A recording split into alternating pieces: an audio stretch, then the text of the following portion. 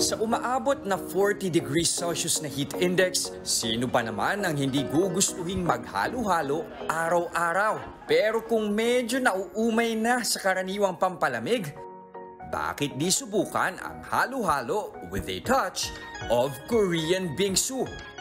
Yes, you heard it right, kapatid.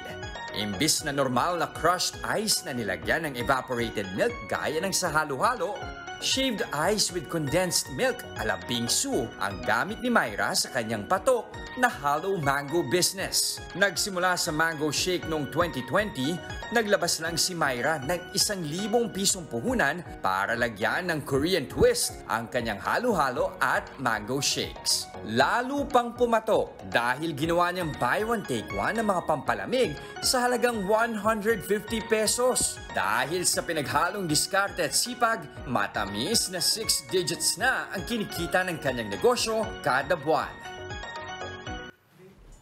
At live nating makakasama ang owner ng Halo Mango na si Myra de la Cruz. Myra! Good morning! Good morning po. Naku, very good morning talaga. Naman. Eto, magpipigil kami. Sige, hindi muna kami kukuha. Hindi muna. Oo, pakilala mo muna sa amin ano yung mga produkto nandito ngayon sa harapan natin. Good morning po. Pinapakilala namin ang aming product na Halo Mango.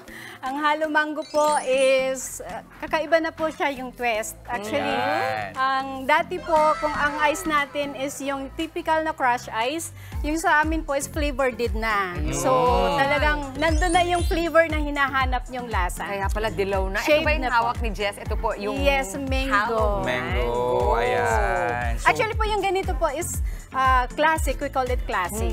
So ito naman po yung Supreme. Yung Supreme po natin yan po yung talagang maraming topics na as halo-halo na talaga. anong toppings to kadalasan? Ano yung pinagkaiba ba ng halo-halo at bingsu? Tapos ano yung ginagamit ninyo? Same lang. Actually kasi, ang bingsu kasi is come from a word of Korean shaved ice. Korean shaved ice. At saka ang gamit po namin dito ng mga toppings is hindi rin talaga siya yung like yung ibang halo-halo na meron silang langka, meron silang... Kami po, gumamit lang po kami ng ibang ingredients kasi ang ibinibenta po talaga namin dito is yung flavored ng ice.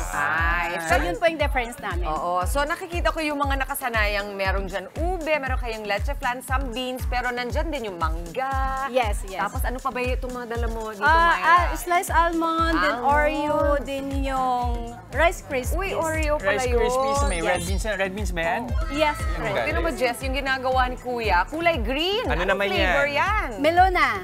Melona, ay usong-usong Ang sarap ng melona. Ito Ayun na. Inuutusan tayong tumikim. Ako, hindi naman tayo para hindi sumunod. Oo nga, hihindi ka ba? Oo. Kung alam ko saan ako magsisimula, lahat sila may mango. Pero ano ba ang price point nitong ating mga produkto, Myra? Actually, yung buy one take one natin na classic, 150 po siya. Uy, Wow, buy one tapos take yung one. buy Anong one size take yun? one agad? Yeah, yung dalawang 12 ounce po. And then yung Supreme po natin, 22 ounce, 150 din po yung price niya. Oh God. Solid na po siya. Affordable ng mga estudyante. Myra, kuhang-kuha mo yung kiliti ng mga nanay na talagang pagsabihin mong buy one, take one, agad-agad. Uy, ang Yes. sarap. Talaga. Hindi siya effort kainin. Yes. Hindi ka mangingilo actually. Oo, wala. Oh. Wala eh, kasi ang smooth nung yellow, my God. Ano itong nasa ibabaw na parang scoop? Hindi siya ice cream. Medyo malambot siya. Ice cream po siya, pero kung ang ano namin is parang homemade na. Kami na pong gumawa lahat. And then even yung ice po natin na flavored po is sariling premix din po namin. So hindi po siya Natakam ako dun sa leche flan. Tinikman may ko ubo. yung ube. Ano naman itong kulay blue, Myra? Blueberry. Masarap din po siya. Ay, wala Actually, yung mga estudyante, yun po yung hanap. Alam mo kung ba't ang saya-saya namin? Mga 10 iba-ibang baso na sa harap namin, dalawa lang kami. Totoo. Mauubos to. Sorry na lang sa mga kasama namin. Price point, itong malalaki. Ang gano'n yung malalaki, Myra? 150 po. Yung 150 yan, yan. Okay. I'm sure marami sa mga kapatid natin natatakam na, baka gusto na nilang umorder. Saan nila kayo makikita at paano nila kayo makukontak? Actually, we are on franchising po. Oh, So we ayan. have a lot of franchise na rin po nationwide. And then if gusto nyo pong mag-order through, we have on Facebook, Facebook page, over Foodpanda and Grab apps po. Pwede din po. Now, Sige lang, Myra. if you want po to avail a franchise po, pwede nyo po kaming makontak through our FB page or call us on our number. Ayun yung number ayan. Yung mga contact details. Again, Halo Mango sa Facebook. Muli, maraming salamat, Myra. Thank you, Myra. ng Halo Mango.